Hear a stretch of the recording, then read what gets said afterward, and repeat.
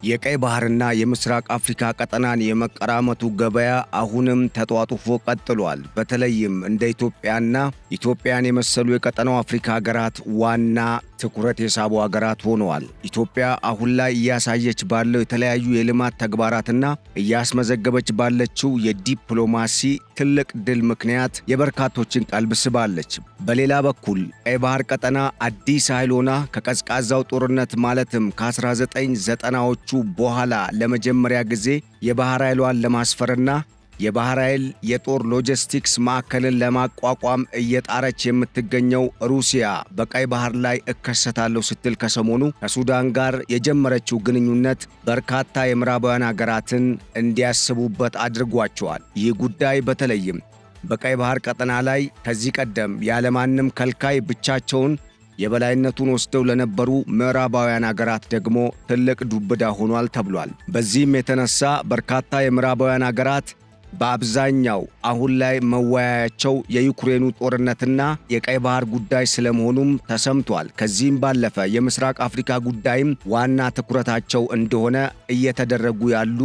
የመወያያ ርዕሰ ጉዳዮች በአጀንዳነት ሲቀርቡ የሚነሳው የቀይ ባህር ጉዳይ፣ የምስራቅ አፍሪካ ቀጠናና አሁን ራሽያና ዩክሬን መካከል እየተደረገ ያለው ጦርነት እንደሆነም ተሰምቷል። ይህ በምስራቅ አፍሪካና በቀይ ባህር ቀጠና በዋናነት ሁለቱን ቀጠናዎች ማን ይቆጣጠራል የሚለውን የመግዣ አጀንዳ በሚመለከት ገበያ ሚዲያ በጦፎ ገበያ ውስጥ የቃኘውንና የታዘበውን እንደሚከተለው ያቀርብላችኋል። አብራችሁን እንድትቆዩ በመጋበዝ በተለይም ከሰሞኑ ወደ አዲስ አበባ ጎራ ብለው ጠቅላይ ሚኒስትር ዶክተር አብይ አህመድንና ፊልድ ማርሻል ብርሃኑ ጁላን በማናገር በቀጥታ ቪላ ሶማሊያን በመተው ፑንትላንድና ሶማሌላንድ ጎራ ብለው ወደ አሜሪካ የተመለሱት የአሜሪካ የአፍሪካ ኮማንድ ዋና አዛዥ ጄኔራል ዳግቪን አንደርሰን ሰሞኑን ወደ ምስራቅ አፍሪካ የመጡበት ጉዳይን በሚመለከት ሌላ አነጋጋሪ መረጃም ወጥቷል። እንደዚሁም ከ3 ቀናት በፊት እስራኤልና ኢትዮጵያ መጣመራቸውና በተለይም የእስራኤልና የኢትዮጵያ ባህር ኃይል በቀይ ባህር ቀጠና ላይ በጥምረት ይንቀሳቀሳል መባሉን ተከትሎ ግብፅ ከትላንት በስቲያ በውጭ ጉዳይ ሚኒስትሯ ባድር አብዱለቲ አማካኝነት ከቢቢሲ ፎከስ ኦን አፍሪካ ጋር ባደረጉት ቆይታ ያስተላለፉትን መግለጫ መሰል ቃለመጠይቅ መሰማቱ በእርግጥም ቀጠናውን የመቆጣጠሩ ገበያ ተጧጡፎ እንደቀጠለና ኢትዮጵያም በቀጠናው አሁን ላይ ከየትኛውም ጊዜ በላይ ተፈላጊነቷ እየጨመረ ስለመምጣቱ ያገናዘበ ነው ተብሏል። ውድ አድማጭ ተመልካቾች ሰላምታችን በቅድሚያ ይድረሳችሁ እያልን ይህ ከገበያ ሚዲያ በዚህ ሰዓት ወደ እናንተ የሚቀርብላችሁ የገበያ ሚዲያ ልዩ የትንታኔ ፕሮግራም ነው። በዛሬው ትንታኔያችን ቀደም ስንል ያነሳናቸውን ርዕሰ ጉዳዮች ማዕከል በማድረግ ቀጠናውን በወፍ በረር የምንቃኝ ይሆናል። አብራችሁን ቆዩ። በቆይታችሁ የምታተርፉና በርካታም ቁም ነገሮችን የምትገበዩ እንደሆናችሁ በማረጋገጥ በቀጥታ ወደ ፕሮግራማችን ከመሻገራችን በፊት አንድ ጊዜ ቆም በሉና ለቻናላችን አዲስ የሆናችሁ ቻናሉን ሰብስክራይብ፣ ፕሮግራማችንን ደግሞ ላይክ እንድታደርጉልን እንጋብዛለን። ሐሳብና አስተያየትም ካላችሁ እንደዚሁ በሐሳብ መስጠትና ማበረታታቱ እንድትሳተፉ እየጋበዝን ወደ አዘጋጀንላችሁ መረጃ ተሻገርን።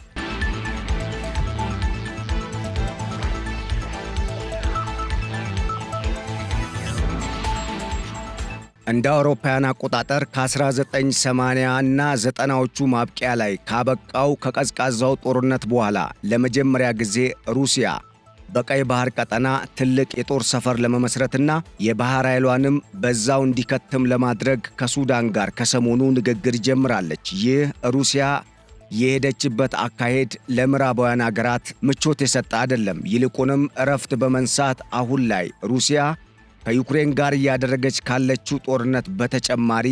በቀይ ባህር ቀጠና ላይ ልትሰፍር የመሆኗ ጉዳይ የምዕራባውያን አገራት ዋና የመነጋገሪያና ማዕከላዊ ቁም ነገር ያለው አጀንዳ ስለመሆኑ ተሰምቷል። ይህ ጉዳይ በተለይም እንደ አሜሪካና ፈረንሳይ፣ እንግሊዝና ጀርመንን የመሳሰሉ አገራትን አሳስቧል የተባለ ሲሆን አሁን ላይ ፈረንሳይም ሆነች አሜሪካ በምስራቅ አፍሪካ ላይ ሩሲያ የምትከሰት ከሆነ ከዚህ ቀደም የነበራቸውን ቦታና የበላይነት ያጣሉ በሚል የተለያዩ ትንተናዎች እየተሰጡ መሆናቸው መነገሩን ተከትሎ ሩሲያም በበኩሏ በቀጠናው ላይ ዘልቃ ለመግባት የሚቻላትን እያደረገች ባለችበት በዚህ ሰዓት እነ አሜሪካና እነ ፈረንሳይ እንደዚሁም ጀርመንን የመሳሰሉ አገራት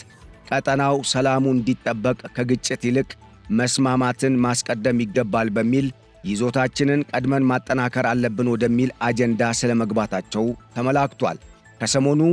የሱዳን ጦርነት ያበቃ ዘንድ በአሜሪካ በኩል የቀረበውን የሰላም ድርድር ምክረ ሐሳብን አልቀበልም ያሉት ጄኔራል አብዱል ፈታህ አልቡርሃን በእርስ በርስ ጦርነቱ ከማንምና ከምንም ወገን የሚደረግልኝ ድጋፍ ካለ አሸናፊ እንድሆን እንጂ እንድደራደር አልፈቅድም፣ ይህንንም ወደ እኔ አታምጡ ሲሉ ማሸነፍን ብቻ ነው የምፈልገው፣ ይህ ደግሞ ግዴታ ይሆናል በማለት ፊታቸውን ከምዕራባውያኑ እንደዚሁም በቀጠናው እየረዷቸው ናቸው ከተባሉት ከነ ሳውዲ አረቢያና ከነ ግብፅ ይልቅ ወደ ሩሲያ የማድረጋቸው ጉዳይ በእርግጥም ሩሲያ በዚህ ቀጠና ላይ ዳግም ልትመለስ ስለመሆኗ ያመላከተ ነው ተብሏል። ይህ ጉዳይ እረፍት የነሳቸው ምዕራባውያን አገራት ከዚህ ቀደም በስፋትና በገፍ ሲረዱት የነበረውን የአርኤስኤፍ ወይም የጀነራል ሙሐመድ ሐምደን ዳጋሎ ጦርን በእጅጉ እየረዱት እንደሆነ የተሰማ ሲሆን ከትላንት በስቲያ እንኳን የወጡ መረጃዎች እንዳመላከቱት የሱዳን አሁናዊ ሁኔታ በጀነራል ሙሐመድ ሐምደን ዳጋሎ ጦር የሚዘወር እንዲሆን በርካታ ወታደራዊ ድጋፎችና እንደዚሁም የመረጃ አገልግሎቶች ለጀነራል ሙሐመድ ሐምደን ዳጋሎ ጦር ከአሜሪካና ከተለያዩ የአውሮፓ ሀገራት የደህንነት መስሪያ ቤቶች እየተሰጠው ነው የሚሉ መረጃዎች መበራከታቸው ተሰምቷል። ይህ ያላስደነገጣት ሩሲያ ከጀነራል አብዱል ፈታህ አልቡርሃን ጋር የጀመረችውን ግንኙነት በማጠናከር በቀጣይ ሱዳን ላይ የሚነግሰው መንግሥት ማን ነው የሚለው ጉዳይ ከተወሰነ በኋላ በሱዳን ባህር ዳርቻዎች በተለይም በቀይ ባህር ቀጠና ሱዳን በምታዋስነው የባህር ክልል ውስጥ የራሷን ሰፊ የጦር ሰፈርና የባህር ኃይል የምታሰፍርበትን ቦታ እንደምትገነባና እንደዚሁም የባህር ኃይል የሎጂስቲክስ ማዕከልንም እንደምታቋቁም የወጡ መረጃዎች አመላክቷል። ስፑትኒክና አፍሪካን ኢንተለጀንስ እንደዚሁም ሌሎች የመረጃ አውታሮችን ዋቢ ያደረጉ አሁን የወጡ መረጃዎች እንዳመላከቱት ደግሞ ሁኔታው የበለጠ ሊካረር የሚችልባቸው ክስተቶች እየተፈጠሩ ስለመሆናቸው ያመላከቱ ሲሆን ከትላንትና ጀምሮ አሁን ድረስ በኢትዮጵያ ላይ ዛቻን እያሰማች የምትገኘው ግብፅ ከሰሞኑ እስራኤልና ኢትዮጵያ የፈጠሩትና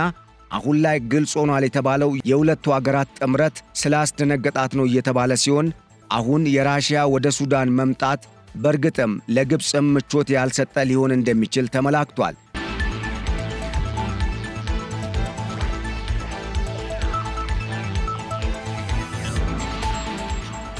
ይህ ሁኔታ በእርግጥም እውን የሚሆን ከሆነ ደግሞ አልቡርሃን ግብፅንም አሽቀንጥረው የሚጥሉ ይሆናሉ ተብሎ የሚጠበቅ ሲሆን በሌላ በኩል ይህ ሁኔታ የሚፈጠር ከሆነ ለኢትዮጵያ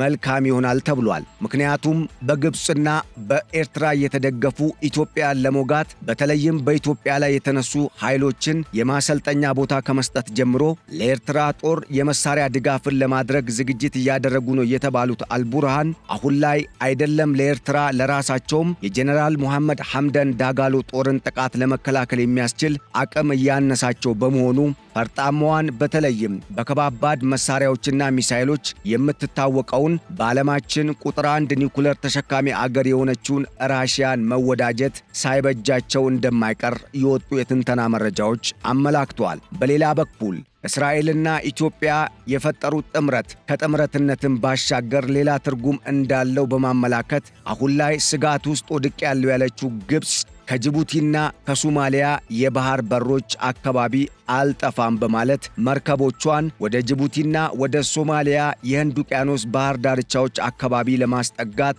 ሙከራ እያደረገች ስለመሆኗ ተሰምቷል። ይህ በእንዲህ እንዳለ ትላንትናና ከትላንት በስቲያ የወጡ መረጃዎች እንዳገናዘቡትም ግብፅ ኢትዮጵያ ላይ ጫና ለመፍጠር በሚልና በተለይም ኢትዮጵያ ከተባበሩት አረብ ኤምሬትስና ከእስራኤል ጋር የፈጠረችው ጥምረት አሁን ከወታደራዊና ከንግድ እንደዚሁም ከአጠቃላይ ኢኮኖሚያዊ ኢነርጂና ከሌሎች የልማትና ከልማት ጋር ተያያዥ በሆኑ ጉዳዮች ላይ የእርስ በርስ ግንኙነታቸውን ከማጠናከርም በላይ የሁለቱ አገራት የተባበሩት አረብ ኤምሬትስን የባህር ኃይልን ጨምሮ በምስራቅ አፍሪካ ቀጠና ያውም በቀይ ባህር ግብፅ እፈነጭበታለሁ ስትል ከዚህ ቀደም ስትደነፋበት በነበረው በቀዩ ባህር ቀጠና ላይ በእምብርቱ የእነኚህ አገራት የጦር መርከቦች ተጣምረው ይንቀሳቀሳሉ። ከሰሞኑም ይህ ዕቅድ እውን ይሆናል የሚባሉ ጉዳይ ግብፅን በእርግጥም አናዷታል። ይህ ሁኔታ መፈጠሩ ደግሞ አሁን በሁለቱ አገራት መካከል ተቀዛቅዞ የነበረውንና ሰሞኑን ምንም አይነት ድምፅ ያልተሰማበትን የአባይን ውዝግብ ዳግም የቀሰቀሰ ነው የተባለ ሲሆን ግብፅ ከትላንት በስቲያ የሶማሊያውን የጦር አዛዥ ወደ ካይሮ በመጥራት በካይሮ ዝግ ስብሰባን ያደረገች ሲሆን በካይሮ በተደረገው ዝግ ስብሰባ ላይ የውይይቱ ዋና ማዕቀፍ ኢትዮጵያ እንደነበረች ያመላከቱ መረጃዎች እንደገለጹት ግብፅ አሁን በሶማሊያ በተለይም በኢትዮጵያ ደቡባዊ ግዛት አቅራቢያ ላይ 10,000 የሚጠጋ ጦርን አዘምታለሁ ስትል ከዚህ በፊት ያቀደችውን ዕቅድ ተግባራዊ ስለምታደርግበት ሁኔታ መክረዋል ተብሏል። በሌላ በኩል የሶማሊያ መንግስት አሁን ላይ ከግብፅ ጋር ለመጣመር እያደረገ ያለው ጥረት ኢትዮጵያ ከሰሞኑ የበርበራ ወደብን የመጠቀሟ ጉዳይ የሚያሳዩ መረጃዎች እንዳመላከቱት ደግሞ ፑንትላንድ፣ ሶማሌላንድና ጁባላንድ ከማዕከላዊ መንግስቱ ጋር በትንቅንቅ ውስጥ ስለመሆናቸው ያሳዩ ሲሆን በተለይም የፑንትላንድ መንግስት ከማዕከላዊ መንግስቱ ጋር በገባበት ውጥረት አሁን አዲስ መረጃ ይዞ ስለመውጣቱም የወጡ መረጃዎች አመላክተዋል። የፑንትላንድ መንግስት የሶማሊያው ማዕከላዊ መንግስትን የሚዘውረው የሐሰን ሼክ መንግስት ከሞቃዲሾ ዋና ጠላት ከሚባለውና የሶማሊያን ግዛታዊ አንድነት እንደዚሁም የህዝቡን ሰላም በማናጋት ከፍተኛ የሆነ የሽብር ጥቃትን ሲፈጽም ዓመታትን ያስቆጠረውን አልሸባብን ወደ ራሱ በመሳብ ከአልሸባብ ጋር በጥምረት ለመስራት ሙከራ እያደረገ ነው ሲል ውንጀላን ማቅረቡ አሜሪካን ከራሽያ ወደ ቀይ ባህር መምጣት በተጨማሪ ወደ ምስራቅ አፍሪካ ሊያውም ወደ ኢትዮጵያ እንድታማትር የሳባት ጉዳይ ሆኗል ተብሏል።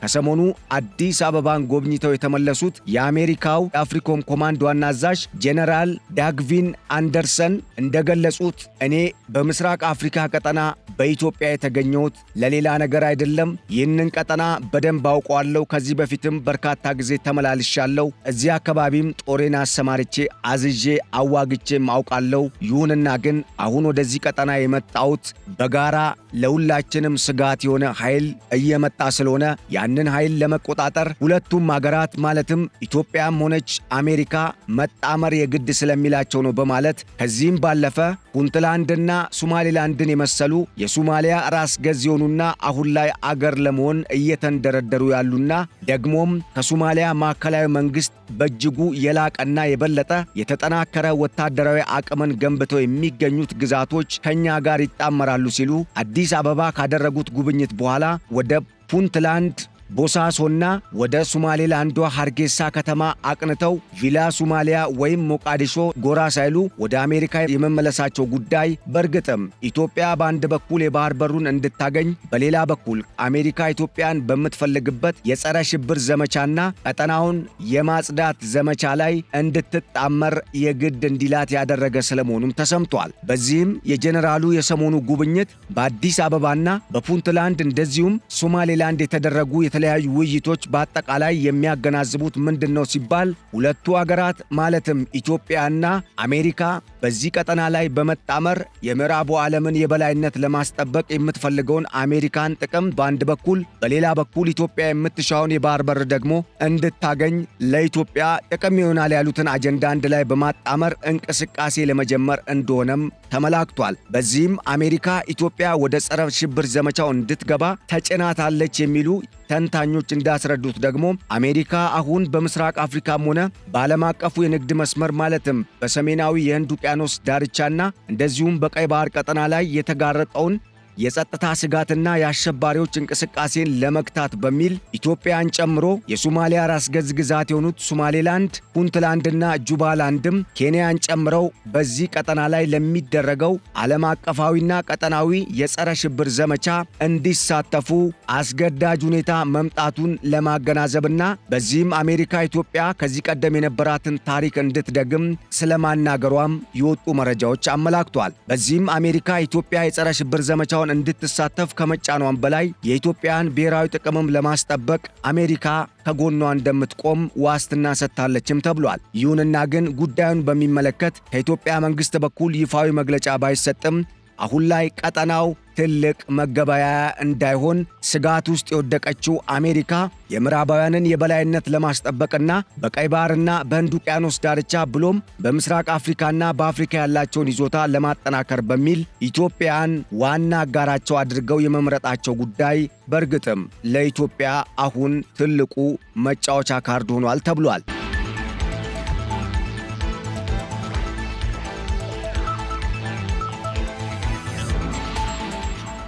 በሌላ በኩል ወደ ቀይ ባህር ቀጠና ለመምጣት ቀናትን እየቆጠረች የምትገኘው ሩሲያ በቀይ ባህር ቀጠና የምትከሰት ከሆነ የእነኚህ አገራት ውዝግብ ሊያይል ይችላል የተባለ ሲሆን ይሁንና ግን ከሻዕቢያና ከግብፅ ጋር በመጣመር ኢትዮጵያን ይወጋሉ፣ በሱዳንም የአልቡርሃን መንግስት ስልጣን የሚይዝ ከሆነ ለኢትዮጵያ ትልቅ አደጋ ነው በሚል ከዚህ ቀደም ሲነገሩና ሲቀርቡ የነበሩ የትንተና መረጃዎች አሁን ላይ እንዲቀየሩ ከማድረጉም በላይ አልቡርሃን ከኢትዮጵያ የምንጊዜም አጋርና ወሳኝ የቁርጥ ቀን ደጋፊ ከሆነችው ከራሽያ ጋር የሚጣመሩ ከሆነ ከኢትዮጵያ ጋር የሚኖራቸውን ግንኙነትም ሳይወዱ በግድ ሊያርሙ የሚችሉበት ዕድል ከፊት ሊፈጠር እንደሚችል የወጡ የትንተና መረጃዎች አመላክተዋል። በሌላ በኩል ኢትዮጵያና የተባበሩት አረብ ኤምሬትስ እንደዚሁም እስራኤል የፈጠሩት የሶስትዮሽ ጥምረት አሁን ላይ ወደ ባህር ኃይሉም የሚተላለፍ ሆኖ የሶስቱ ሀገራት ባህር ኃይል በቀይ ባህር ቀጠና ላይ የሚንቀሳቀስና በተለይም የቀይ ባህር አፍንጫና ዋና መግቢያ የሆነውን የባበል መንደብ ቀጠናን የሚቆጣጠር ከሆነ በእርግጥም ግብፅ እንደፈራችው ከቀይ ባህር ቀጠና ወደ መገለሉ በምስራቅ አፍሪካ ያላትን ተጽዕኖ ደግሞ ወደ ማጣቱ የምትሄድበት ጊዜ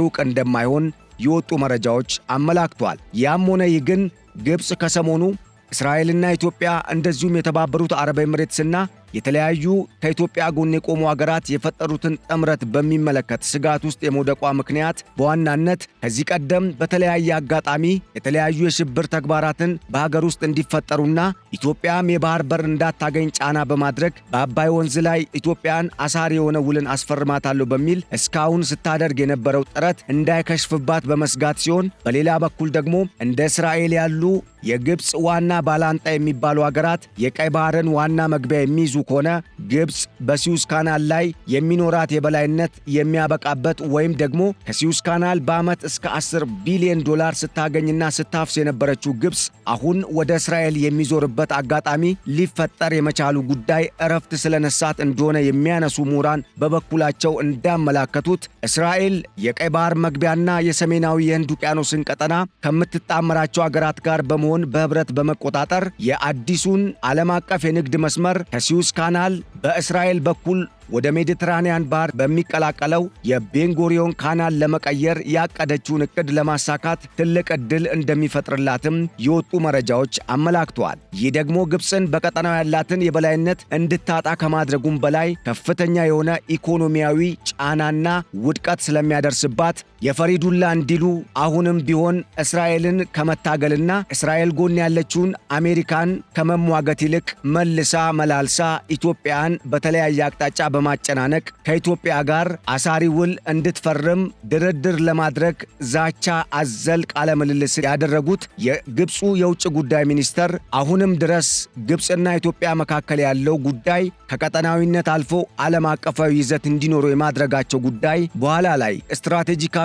አቀማመጣችንን በመጠቀም አሜሪካ ከኛ እንዳትኮበልልና የቀይ ባህር ቀጠናን ማለትም የቀይ ባህር መግቢያ ዋና እምብርት የሆነችውን ጅቡቲንና ቀጥላ የቀይ ባህር አባል በመሆን አያሎና ልትወጣ እየተንቀሳቀሰች የምትገኘውን ኢትዮጵያን በጥምረት በመያዝ ግብፅን ገሸሽ እንዳያደርጉ ለማድረግ ስለመሆኑም የወጡ መረጃዎች እያመላከቱ ይገኛሉ። ስንጠቀልለው እስራኤል ከኢትዮጵያ ጋር የመጣመሯ ጉዳይ ለኢትዮጵያ ትልቅ አቅምን የፈጠረ ሲሆን የራሽያ ወደ ቀይ ባህር መምጣት ለምዕራባውያን ሀገራት ትልቅ ያልጠበቁት ዱብዳ ሲሆንባቸው፣ በአንጻሩ ከሁሉም ሀገራት ጋር ሰላምን ለመፍጠር ሙከራ እያደረገች ላለችው ኢትዮጵያ ግን ሲሳይን ይዞ ሊመጣ እንደሚችል የወጡ የትንተና መረጃዎች አመላክተዋል ተብሏል። አበቃን። ቸር ሰንብቱልን። ሰላም